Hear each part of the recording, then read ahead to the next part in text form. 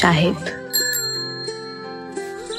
শুরুতেই ক্ষমা করবেন আপনার বিনা অনুমতিতেই আপনার চিটকুটগুলো পড়ার জন্য।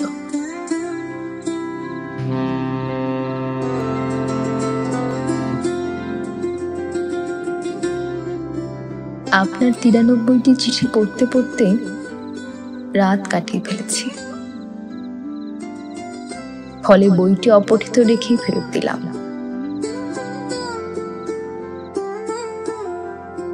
আমাকে নিয়ে লেখা আপনার প্রতিটি চমৎকার চিঠি আমায় গভীরভাবে স্পর্শ করেছে। আপনার সাথে এক কাপ চা খাওয়ার বিনীত আর্জি রইল, রাজি হয়ে বাধিত করবেন। রোজ বৃহস্পতিবার, সময় বিকেল 4টে, স্থান বটতলা, ইতি বেনারসি।